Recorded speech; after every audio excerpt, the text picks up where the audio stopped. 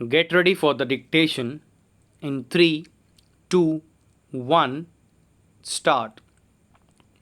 The case of the petitioner is that under the service rules, the period of probation prescribed in 1 year, and since no order was passed extending the period of probation, and consequently he would be deemed to have been confirmed in December 2000. Stop.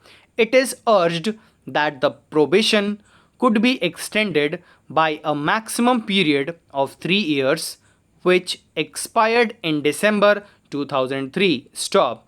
Thereafter, his services would be deemed to have been confirmed. Stop. There was no justification in not confirming him in the year 2005 or in postponing the issue relating to confirmation on the ground that his services had not been found to be satisfactory. Stop. It is urged that the same mistake was committed when the respondent refused to confirm the petitioner in October 2007. Stop. It is further submitted that at the relevant time there was no adverse entry in preceding 5 years. Stop. The solitary adverse entry of the year 2001 2 being an entry more than 5 years old could not be made basis for not confirming the petitioner and in denying promotion to him.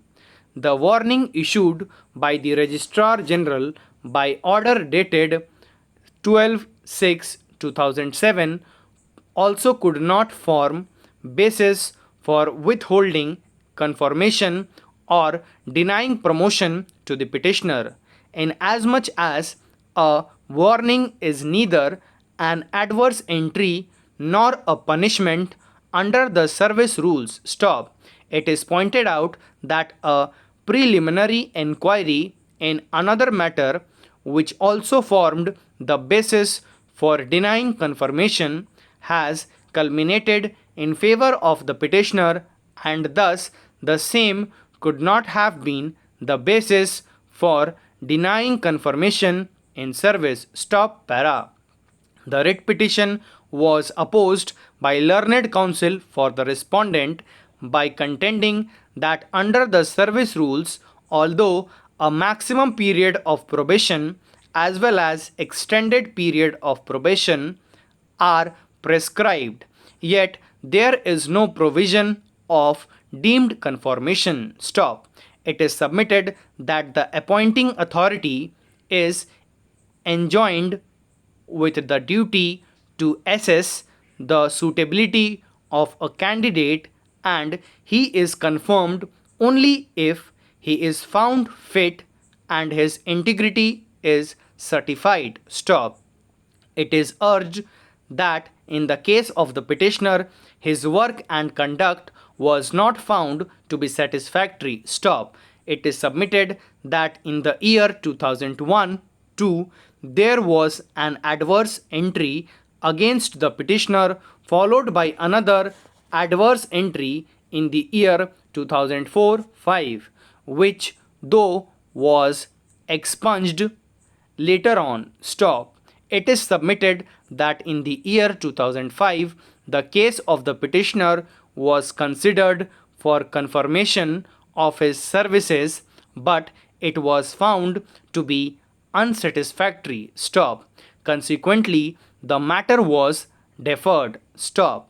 It is pointed out that in a departmental proceeding held against the petitioner, he was found guilty of indiscipline and misbehavior with his superiors. Stop.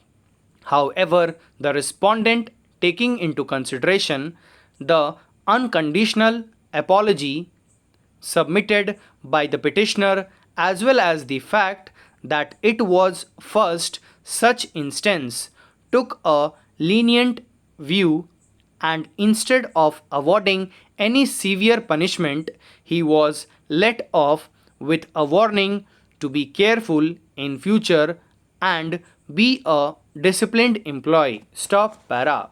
It is submitted that it amounts to a censure entry within the meaning of service rules, and consequently the respondent was justified in denying confirmation to the petitioner in the year 2007 when his case was considered for confirmation along with other employees. Stop. It is further submitted that under the service rules on a permanent employee in the cadre is to be considered for promotion. Stop. In August 2007, when other employees were granted promotion since 31/8/2007, the petitioner was not a confirmed employee but was on probation. Stop.